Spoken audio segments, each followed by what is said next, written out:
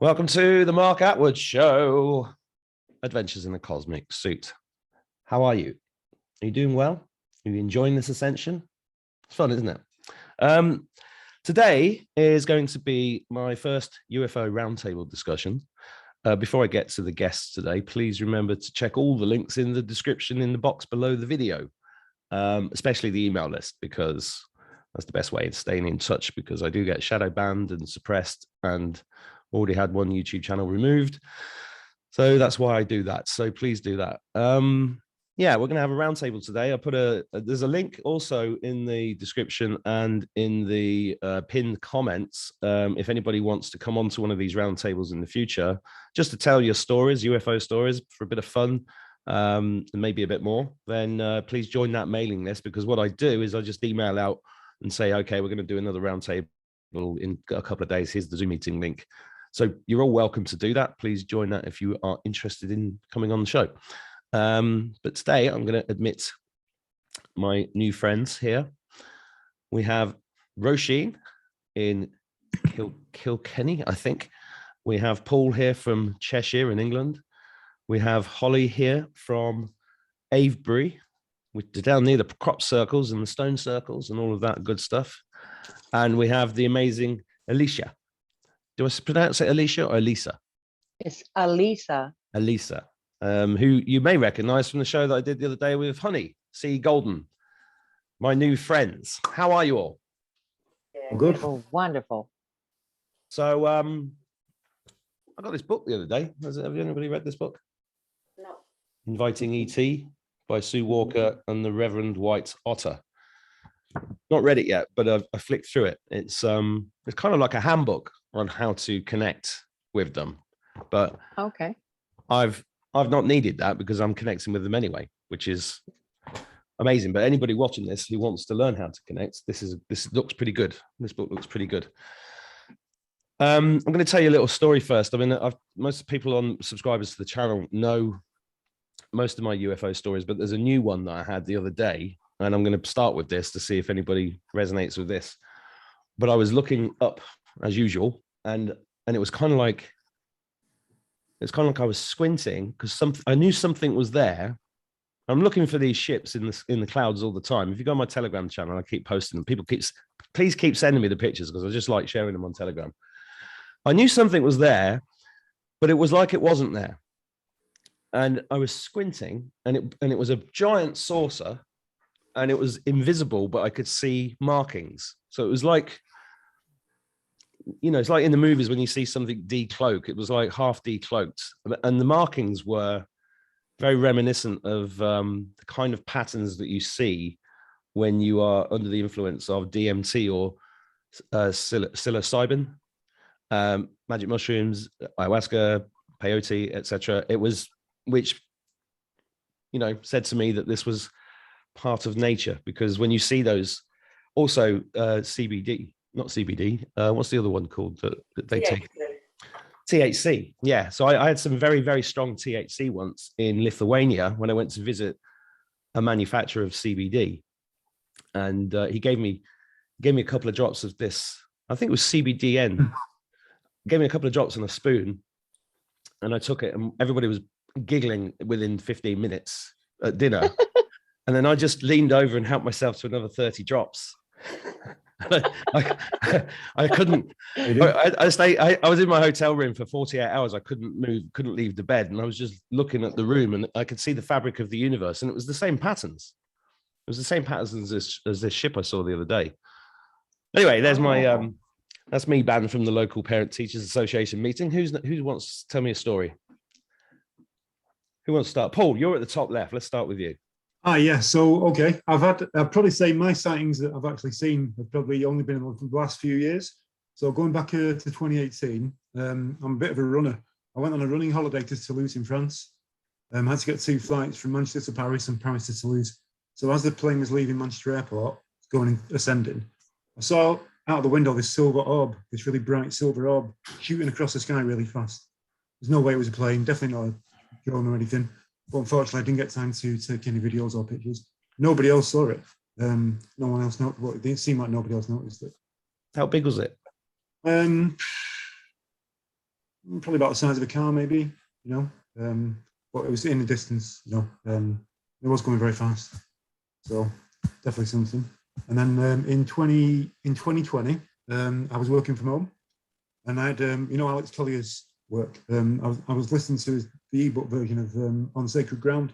I had it playing in the background, and it's the first time I'd read his stuff. And then that evening, as I was going to bed, some sort of white light flashed across right past my house, like literally right past my window. I heard it like a whoosh, but it was gone so quickly. By the time I went looking for it, it disappeared. But it definitely wasn't anything you would, no regular traffic, definitely not a plane. And then in last summer, I was walking around. There's a canal in Macclesfield. Went on quite a long walk. There's a hill as well called White Kerridge. There's a building on the top of it called White Nancy. I've been up White Nancy. I've got pictures of You've it. been up there, yeah. And I was actually that came into mind as you were talking. Weirdly, yeah. Because that site used to be used by the military like 60 years ago, something for satellite testing or something. But it's been closed for ages. It's like a tourist attraction now.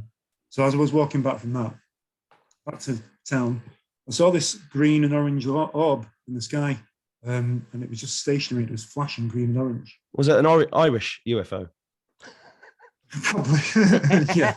And yet again, I was poised to video it, but I was just mesmerized by it. I just stood there for a couple of minutes watching it, kind of thinking of things to say to it, not out loud, but in my head. And then I think I asked it. I said, "Is it okay if I film you?" As soon as I pulled it out, it just disappeared. So obviously the answer was no. That was a no. Yeah. And then this summer, I've just been to summer solstice event at Avebury, where the good Holly lives. Amazing place. I rate it much higher than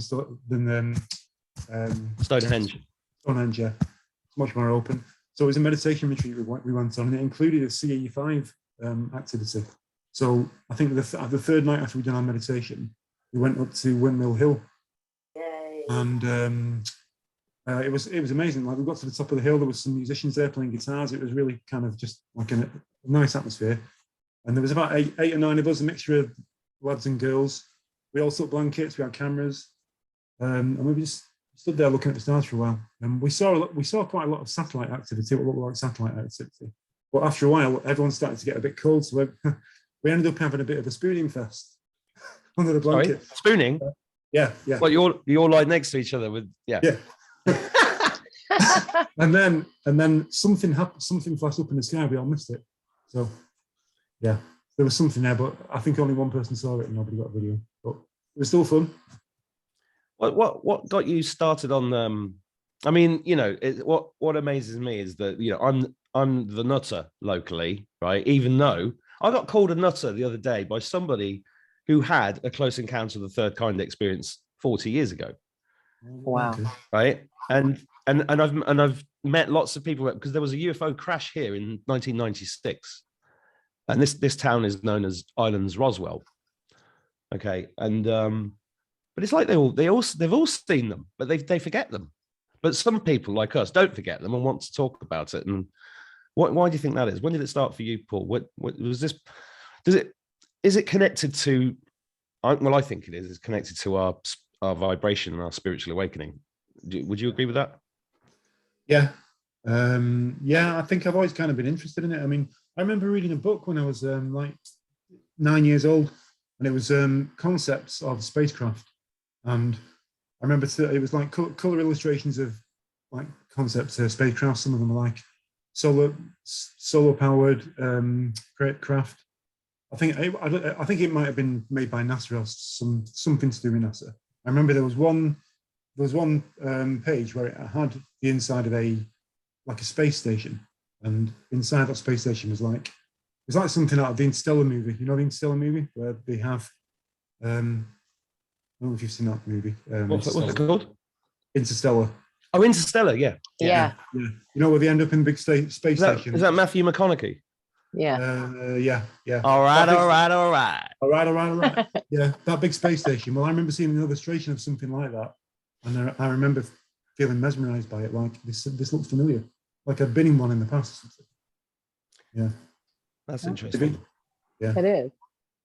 Yeah. Has anybody else here got memories of being up on craft? Me. Thought so. I do. Go on, Alisa. Oh, just before you tell us that story, Paul, I used to live literally next door to RAF Woodford Okay. in Cheshire. Yeah.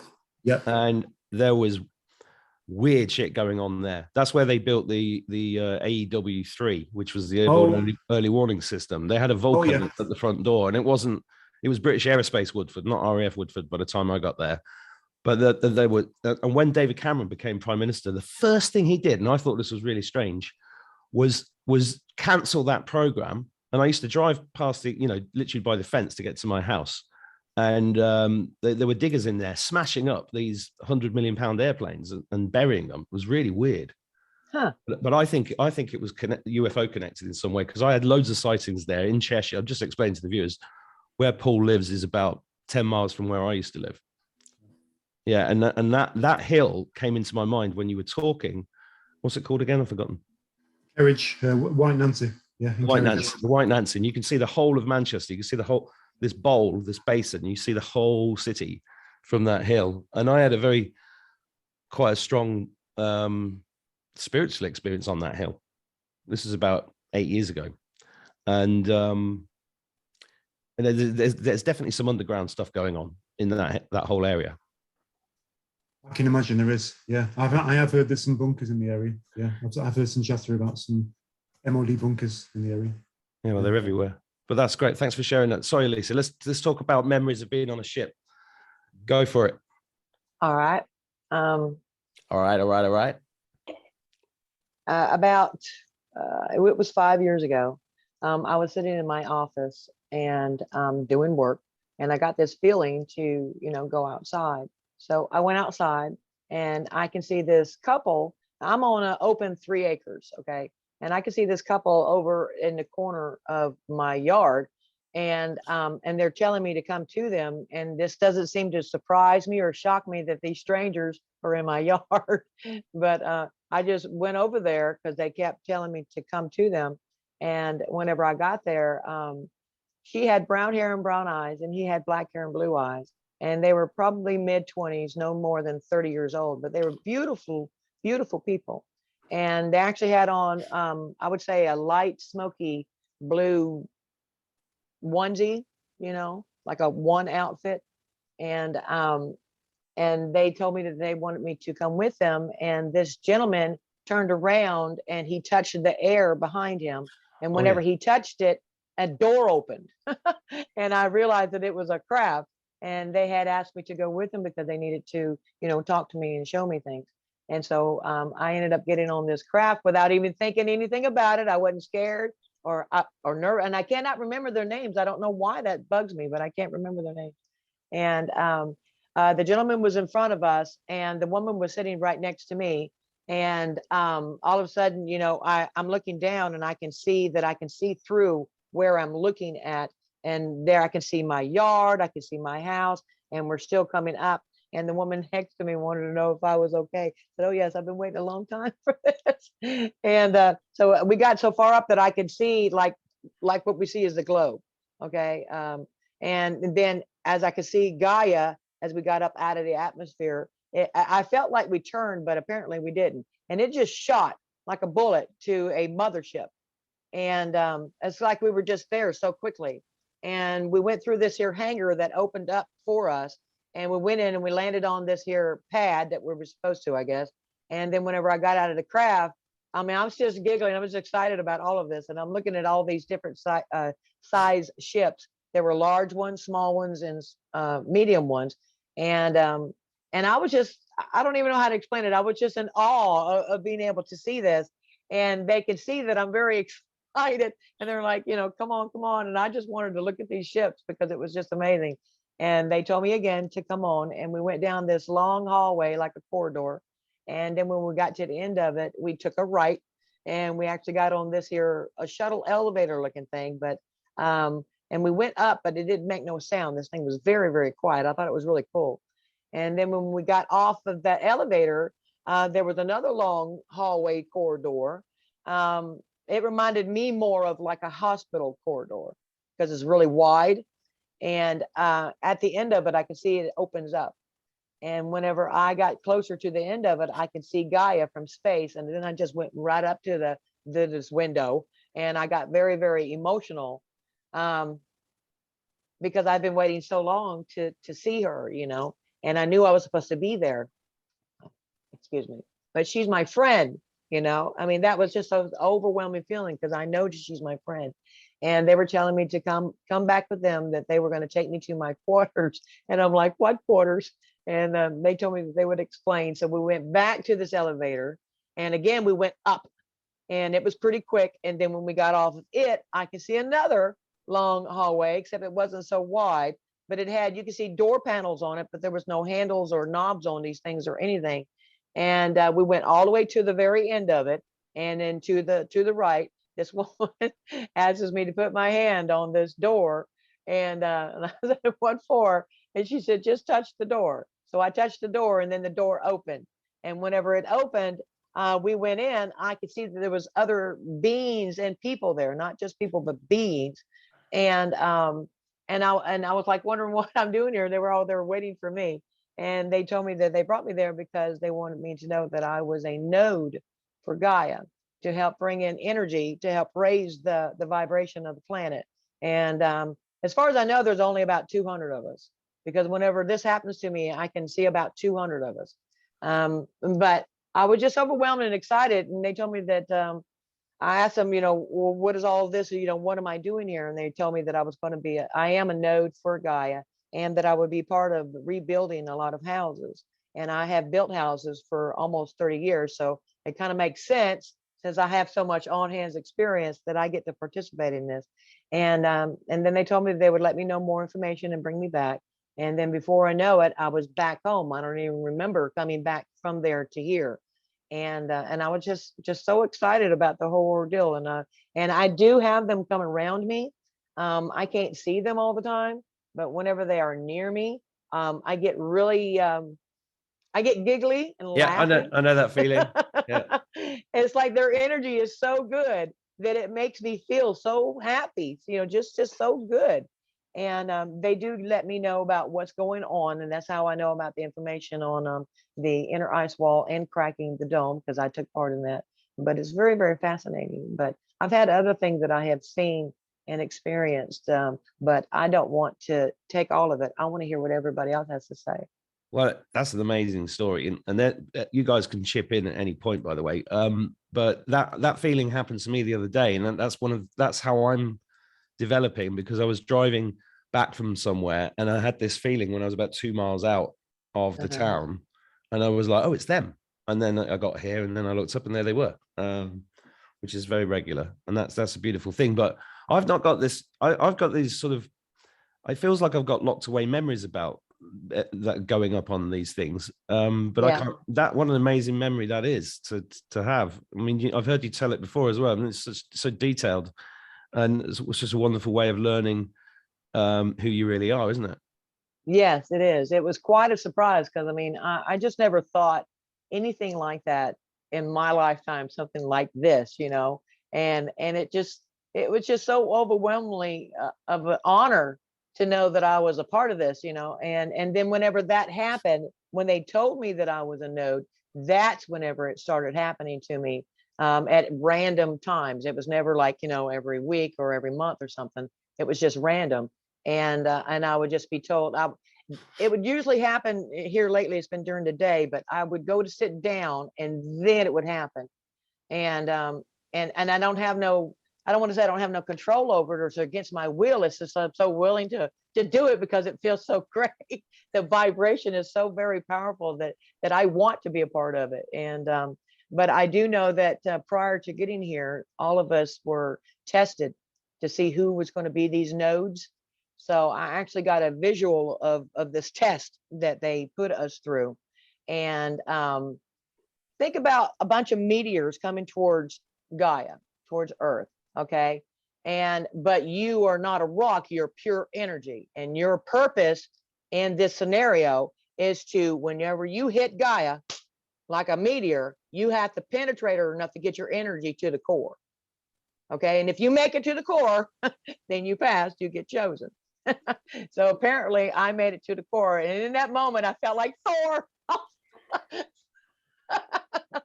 But I do know that we went through this test to see who would be the nodes. And there's about 200 of us. And whenever I get to do this and I can see them coming online with me, it's a wonderful feeling because it affects everybody, every single person on this planet, in this dome. So. And I saw a picture this morning from somebody else that confirmed that the dome was cracked and it was completely separate source of information. Oh, you need to send me that, dude. Yeah, I need to dig it out. I'll send it to you. Absolutely. Isn't it amazing how this information is coming to people? I had 3 hours this morning speaking to a spirit, and the stuff I got told is mind-blowing. Absolutely. And I think this is the reason I'm bringing this up is because everybody watching this should understand that this whole period is really about us waking up and finding out who we really are, and it's mind-blowing, isn't it? Absolutely. And I've heard that we're right in the middle of it now, Mark. I believe it's a 4-year process. It started in 2020. We've got 2 more years of this yet. That's what I've heard.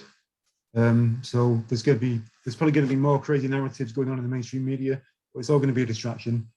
But yeah, the awakening is going to spread. So yeah, 2 more years of this. So, well, I'm settled in now. I'm happy to roll with it. see? Well, my information tells me that because the momentum is picking up, and everybody is more people are waking up, and therefore that energy is getting bigger and bigger, and that causes things to happen faster. And since we have cracked the dome, the momentum has picked up so much more that I really feel like it's going to be a lot sooner than that. I think so too. Yeah, I do. But we don't do date predictions on this show because That's right. It just gets you shot down. You just Yeah. get destroyed.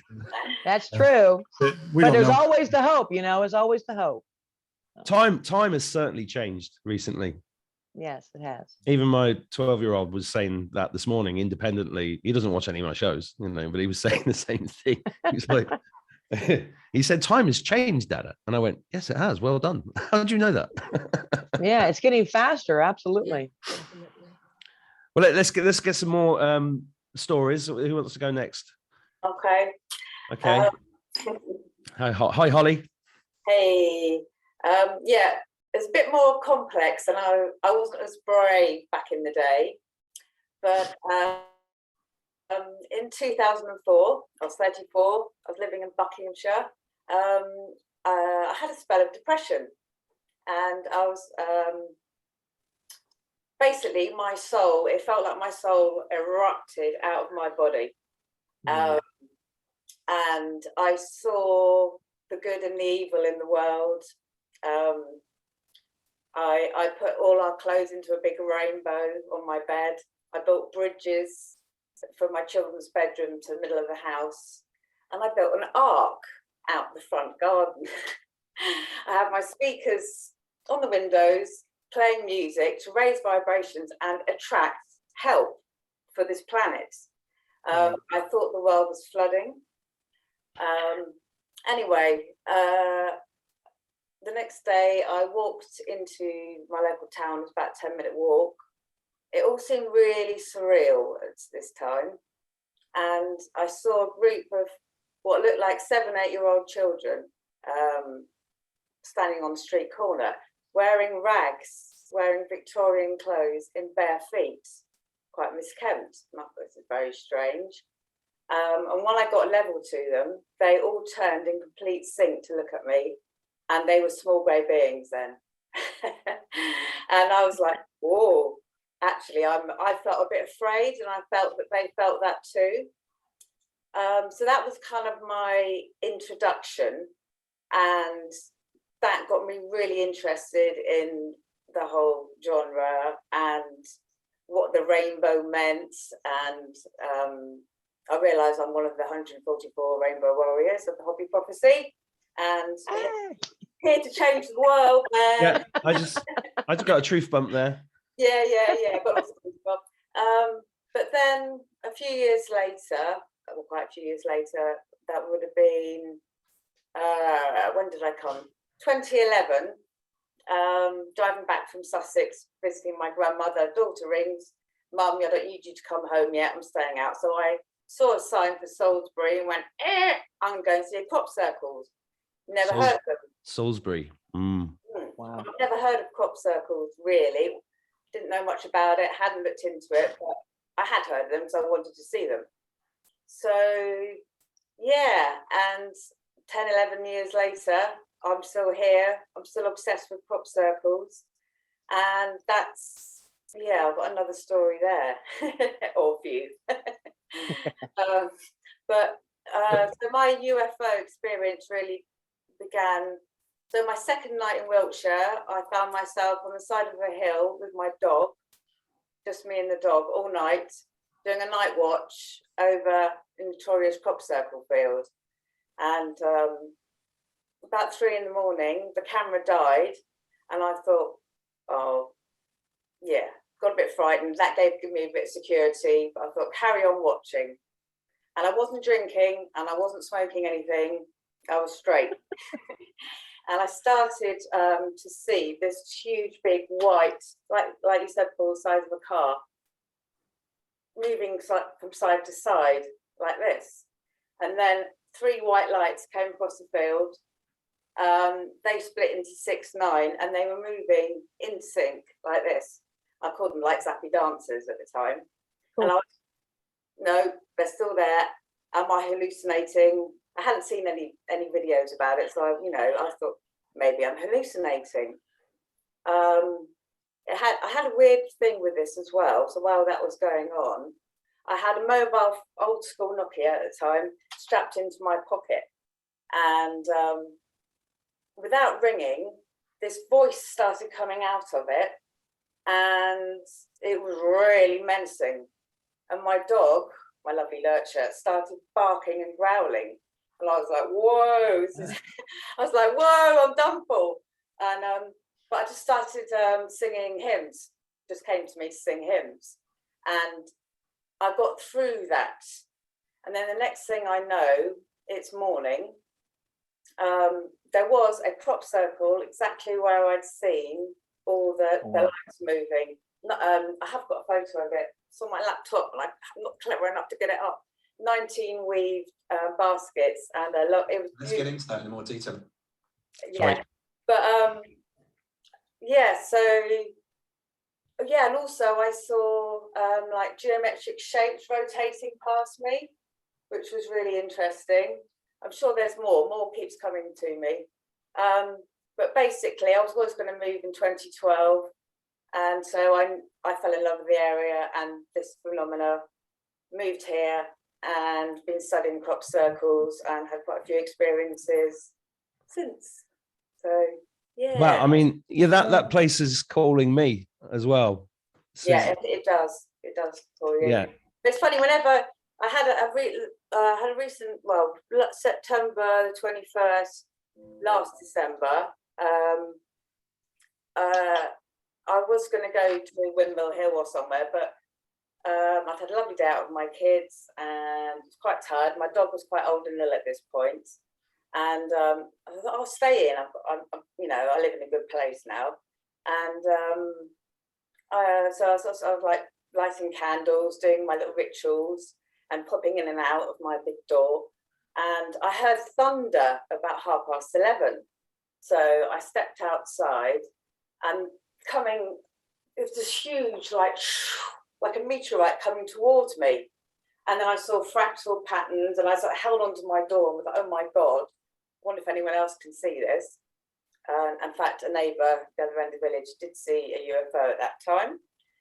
I sat on my sofa like this for a while. 10 minutes later, thunder again. Exactly the same thing happened again. So I came in. I think the first time I'd unplugged everything electrical, and I just sat on my sofa for 24 hours. And like that was quite epic. Wow. But also on Windmill Hill, which is just out the back from me. In fact, 5 ley lines across there. It's a Michael and Mary line across there. It's a really beautiful, beautiful, special place. I had a sighting there last summer, the big metallic ship. Really? Yeah, so I'm sure there's more.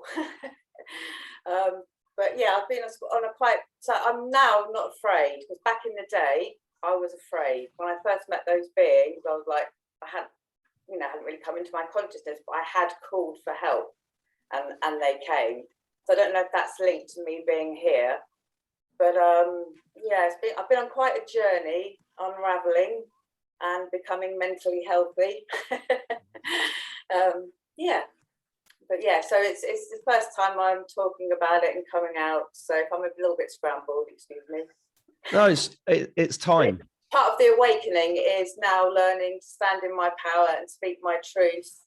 And we've all got different puzzle pieces.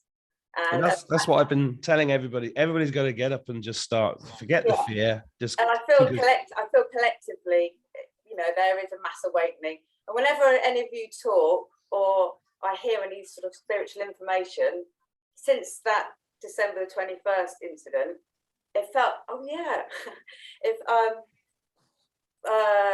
had tingling all over my head while I was seeing this. I had tingling all over my head, and since then I've got this like what feels like a creature inside my ear crawling around, but it's not bad. It's a good one. So whenever I feel high frequencies, my ear starts. It's not like that thing in Chekhov's here in Star Trek: The Wrath of Khan. That was horrible. No, I feel it's a good thing. I feel it's a good thing. I had a thing in my ear. Around here, there's an awful lot of us who have had sightings of orbs, balls of light. Have you ever heard of this? What's this? enigmatv.com. Yeah, I've heard of it. So this is Chris Everard. He makes amazing documentaries, Yeah. and he's got some of the best footage I've ever seen of crop circles being made exactly as you just described. Wow. Yeah. Exactly as you just described. And I know people that make them, friends of mine. Yeah, fake ones. But yeah, there's a few of them I believe are genuine events. Yeah. And the rest, people expressing themselves in art. Yes, it's Oliver's Castle. So this is Kiteland's crop. So this is today. This is today.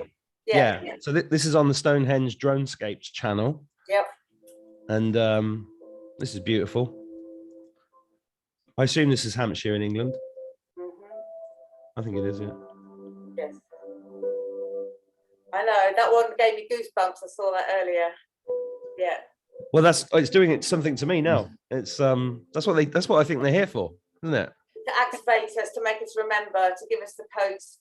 Yeah. Wow. Yeah. They're beautiful. They're so beautiful. They really are. And you had you showed a postcard earlier before we went on air. Have you got that there? This one. Yeah.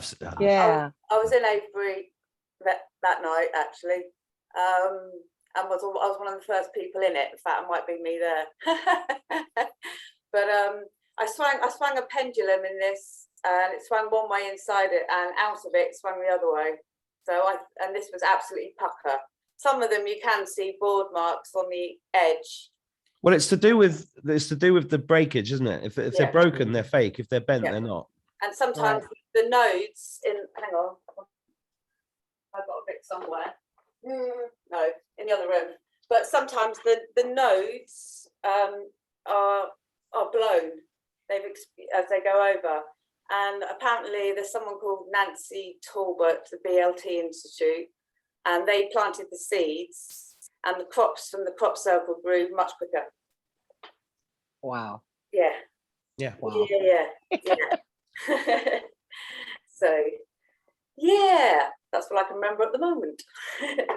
Well, that's what I mean. I also think we should all start writing this stuff down, because I realize I've had thousands of experiences and I've never written them down. And doing this channel is allowing me to document some things, which is great. So but I think if I meet being, I did have another being come to me in that back in the 2004 day. He was in my back garden, a big blue being, and I said, "I'm really sorry, but I'm still scared," and shut my door.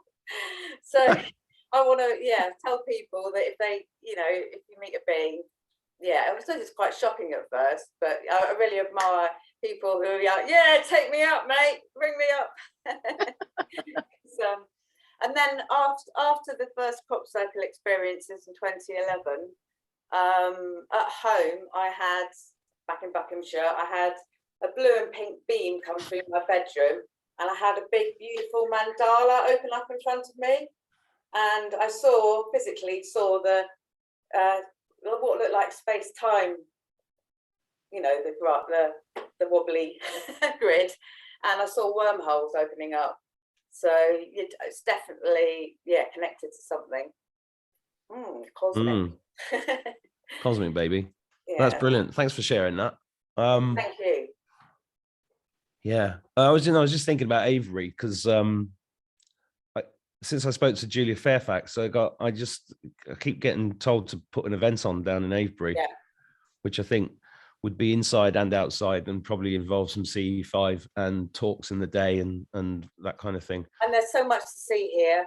I mean, there's Silbury Hill, there's West Kennet Long Barrow.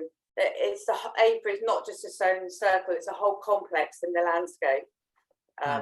The bed is very thin. We've got Salisbury Plain just behind, so there's a lot of military a lot of the time. But yeah, someone said to me the other day that that's, you know, because of the military that we've got all this open space. But yeah, there's a lot going on here. Well, so in the grounds of Salisbury Cathedral in 1989 is when I met the devil. Oh.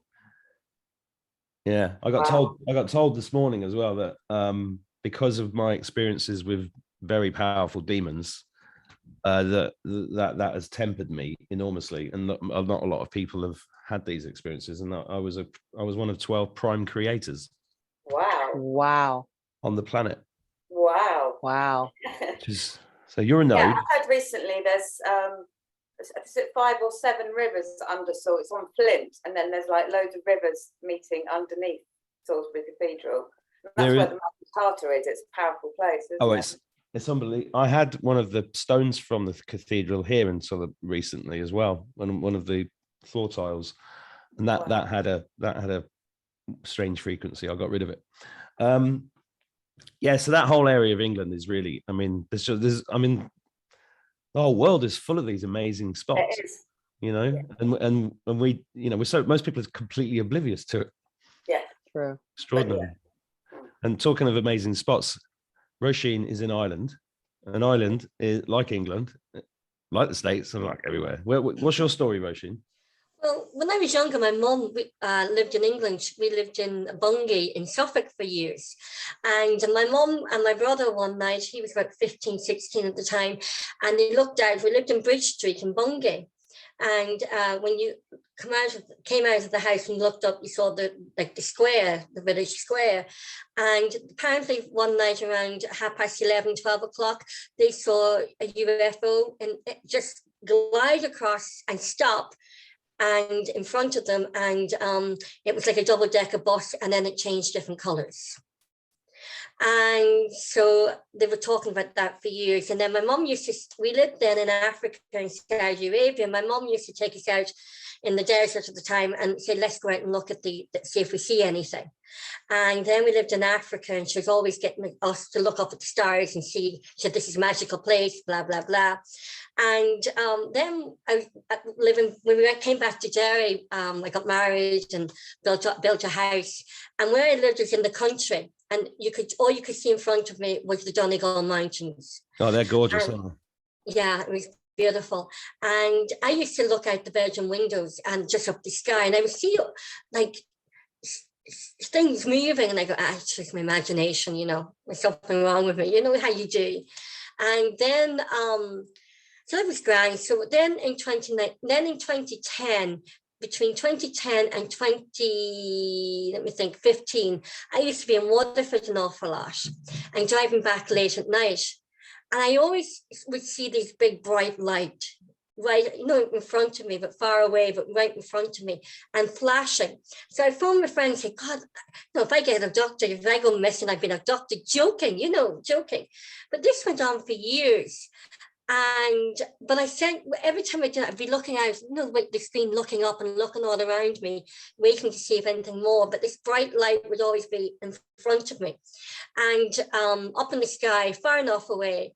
And then in 2019, it was around November 2019, and I was out walking the dog, just in the green up in front of me across the road, around 9. I remember the times I looked. And it was 9:20 when I went out, and so it must be around 9:35, 9:25. I was coming back on a different path, walked down one path, come up on another path. It was like a V shape. And so when I turned the V shape and was walking up, this sense of calm came over me. Now, usually there's always someone out walking the dogs at that time of night. And all of a sudden I noticed there was nobody. And then I noticed beside here a big white light.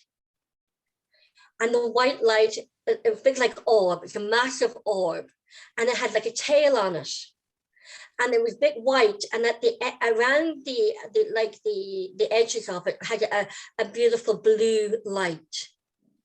And my dog looked at me, looked at the orb, looked at me, and then she just started walking again, as if to say, yeah, big deal. And I remember the calmness that came over me. And it went straight to the end of the path. I thought I was seeing things straight to the end of the path, and then just shot up again. But it went in slow motion. And I went, okay, you want me to see you. I get that. And I was looking. Then when it went up, I was, did anybody else see that? And I came home and texted my friend and said, you're going to think I'm cracked. But it was beautiful. And it was the color. But it was like a real sapphire blue. I can only put the color, relate the color to Archangel Michael, the color blue. But it was a white orb, and the way it just went straight in front, stopped here, so it would catch my attention, then go to the end of the path, which would have been like 200, 300 meters, and then just went straight up. No. And I to this day, I think, was I seeing things? Was I, but it wanted my attention. But it was the calmness. Well, I've said that, that I've talked about the ship I saw last year. Ever since then, that's the thing that's kept me grounded, just complete, I'm not scared of anything. I've seen that ship. Yeah. Yeah. Can I show a picture? That's my dog looking at an orb, and that's what's back of Thor's head. Unfortunately, he passed on. Yeah, my dog passed on. The mighty Thor, who lives on eternally in my heart. But yeah, you can see the orb above his head. Yeah. I've got loads of pictures of orbs. Talking of Thor, I started reading this book out on the channel the other day, which is Fantastic Beings and Where to Find Them by Valiant Thor. Oh. And 62 years ago, he was saying the UFO thing is just starting, and it's just, and this is what I'm loving. It's like there's so many people now just coming out and talking about it, because it's what do you guys think it all is? Who are they? Where are they from? And what do they want with us? Are we multi-dimensional? Open question. Could like the beings I saw, I wondered if when I saw the like kids in Victorian, if that was the past, and then I was seeing them in the future. I don't know. Yeah. Anyone else? Well, when I interviewed Alex Collier, he said that was you from the future in that ship, and I went, oh, I'd not thought of that, because that's quite hard to wrap your head around. So I didn't know you interviewed him. Yeah, last year. Wow, you ought to get him back again. I will, yeah. Well, hopefully. Yeah, that would be wonderful, and because I would really like to meet this gentleman. Yeah, he's an amazing guy, yeah. But so anybody else? Yeah, mine are like different, because the couple that got me, they look human, but they're not from Earth. Okay, and I know there's a lot of other beings that are that's on this ship, which means it's telling me that it's a group effort.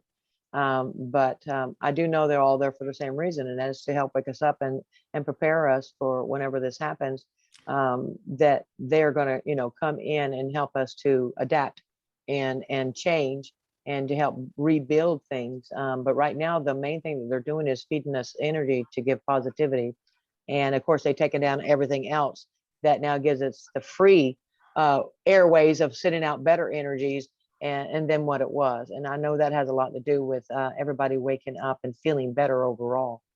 So. Yeah, and I got told this morning, and I've been told this quite a few times, that most of the Draco are gone. They're lower fourth dimensional beings, and they're not going to make it. So that, you know, that they're gone. But that in terms of like negative ETs here at the moment, it's the mantids now, or the mantoids. The mantis ones, yes. Yeah, they get it. This is what I got told this morning.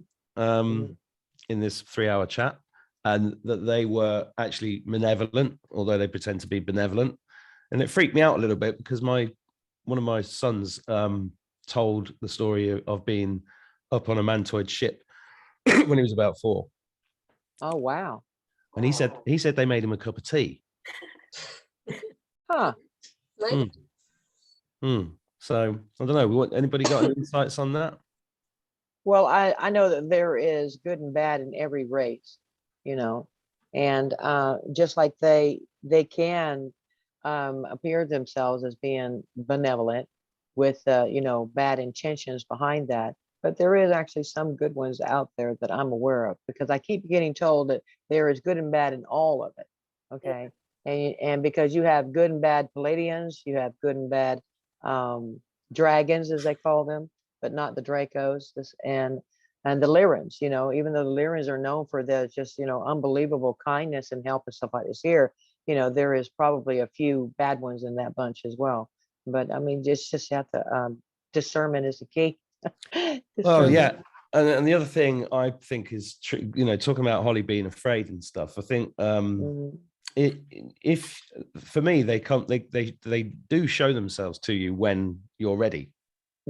But you have to look, you have to be ready, you have to be vibrating at the right frequency. What are they called? The I think it's the Watchers or the Brothers of the Ark. They can see you. I always had this image as a kid that I was looking down on the earth and it was covered in a mist, and then these lights popped up, and as soon as the lights popped up, you get these you would be attacked, but you'd also be protected, and that all concurs.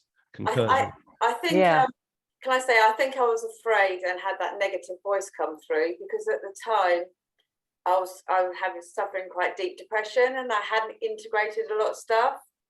So, you know, if it was some kind of future selves, I don't know, but as I say, now I feel much more whole and I am no longer afraid.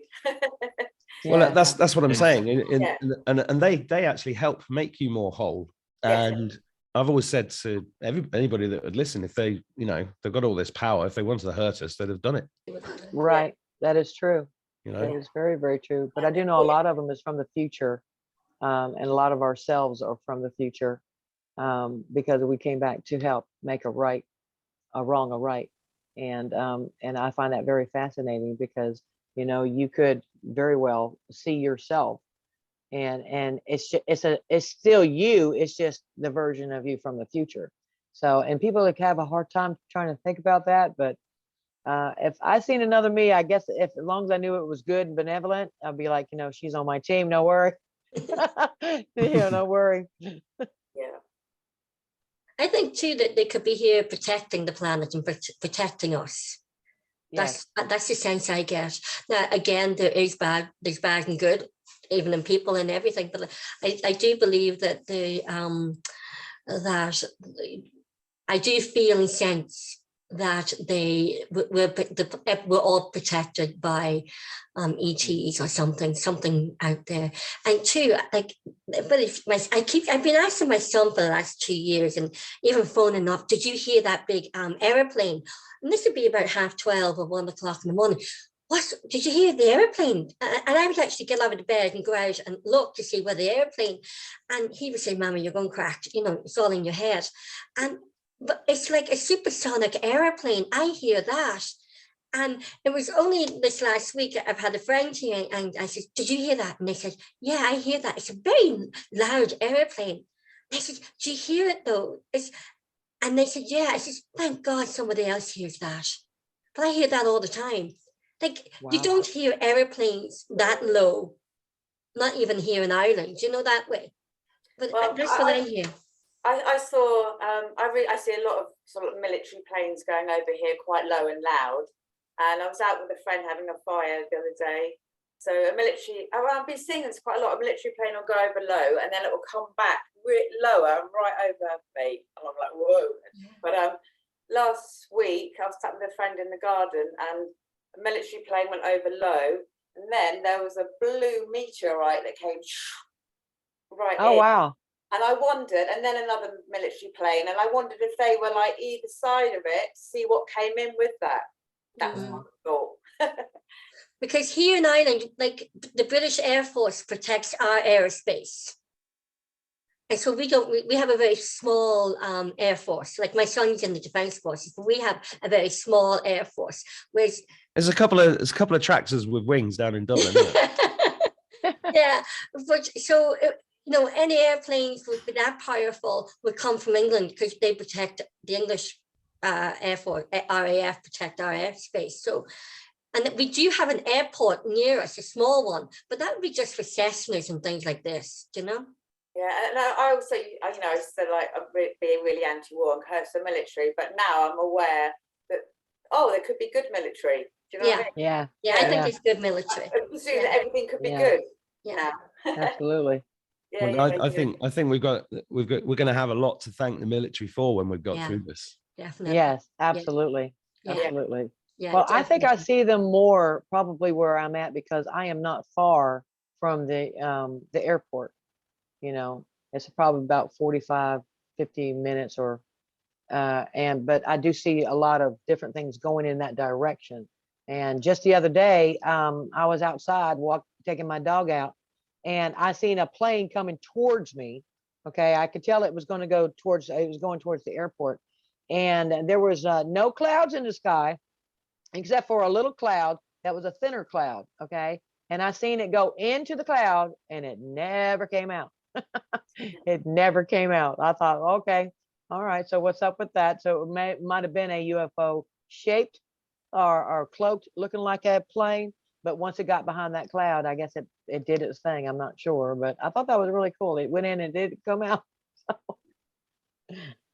Yeah, something else. I think it was on one of my shows that got shared with me is that if you are pure of heart and you are vibrating at the right frequency and you do start seeing these in the sky, this is for the viewers really.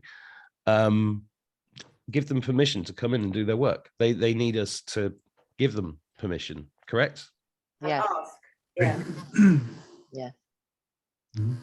It'd be our Yeah. consent. Now, I would like to ask anybody if they have ever felt like this has happened to me several times, but it's like I'm outside and then all of a sudden I start feeling and experiencing this around me. It's like I'm inside of something that's doing that to me and I can feel it, and the vibration of it is a woo, like a woofer kind of thing. But after that happens, it's like, I don't know. I just felt like my body got a tune up or something. I don't know how to describe it, but I don't know if it was for medical reasons or something other, but it was definitely, and it's happened to me several times, but it's really, really cool because I'm inside of this and it's woo, and I can literally know something's above my head, but I just can't see it. So Yeah, I've had a similar feeling to that, and there's one more experience I've had that I don't think I've mentioned this on the channel before. And I was out one night, and again it was like that. I had a feeling not dissimilar to that, and I was looking up, and I was like, and it was as if there was like a fleet of them in the wow. sky, like like something out of Star Wars, but they were Wow. they were phasing in and out. And it's just this wonderful thing about when they basically just wave at you. Mm. And sometimes they've said, if you're watching this chat for the first time, go and look for a video where I put up some of the camera, because I never filmed them until this April, and then they were literally waiting for me to film them, and I filmed them 5 nights on the trot out in the garden, wow. and they're on my Telegram channel, but they're also on YouTube as well, called My Recent UFO Experiences. So it's exciting times, isn't it? Sure is. The I think awakening last. I think the majority of them are here to help us basically evolve. That's my belief. That from what I've read and heard, at least recently, our ancestors used to interact with them going back thousands of years a lot more openly, but it's been suppressed, in recent times. So I think they're trying to bring those times back. So. Well, I think Alisa knows quite a bit about this in terms of historically. It's to do with the dome. It's to do with the entrapment. It's to do with the dimension frequency shifting. And we have remnants of that time here, but we're ascending back to the frequency we were at when we were interacting with them. Would that be right, Alisa? Yeah, that's about right. It's pretty much that it's all the same or beautiful and a perfect frequency on outside of this here dome, but it's inside the dome that is our prison, and yes, cracking the dome was a big help because it's kind of like now more can seep in that will help, for everybody. And I said something the other day whenever I was talking to you, that I was talking about the ice wall being about 30,000 miles around. Well, that's the inner ice wall. The dome itself is probably 50 to 60,000 miles long. Okay, it's on the outside of the ice wall, and in between that is where we have these other continents and stuff like this here. So just to clarify, because I had a few people ask me about that. So that's where the lands of Agartha and all of those places are. Yes, absolutely. So they're within the dome, but they're outside of the wall. Yeah, they kept that part for themselves and their luxury and their fancy buildings and the fancy dome homes and a lot of the black cubes. But the black cubes have been pretty much destroyed. We don't have to worry about that. And then they just corralled us here inside of our little ice wall, pretty much, the sheeple, as they call us. And we weren't privy to be outside of the ice wall because they wanted to control the whole narrative, everything. And now that it's coming down and the outside of the ice wall has been taken care of and taken back, pretty much the white hats and the good guys have taken it back, and now they're preparing it and cleaning it for us, because everybody is very aware of this jubilee that's supposed to happen, and it's going to be a massive party like nobody has ever known. It's because they're it's opening the gates to us and showing us what was already here. We just didn't know it. So I've had a very strong feeling that there's going to be a monster party not far away for a couple of years now. Yeah. And you better not invite me, because I'm a party animal. I'll be right there with you, my brother. And me. I'll be dancing all night for months.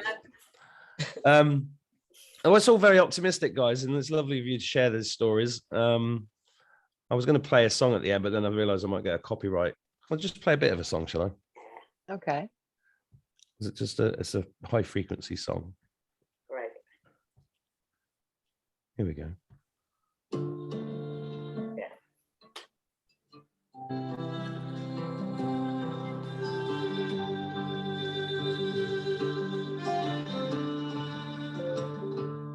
Pachamama, I'm coming home to the place where I belong. Pachamama, I'm coming home to the place where I belong. I wanna be free, so free, like the dolphin in the sea, like the flowers and the bees, like the birds in the trees. I wanna fly high, so high, like an eagle in the sky. And when my time has come, I'm gonna lay down and die. Yes, when my time has come, I'm gonna rise up and fly. Oh, Pachamama, I'm coming home to the place where I belong. Pachamama, I'm coming home to the place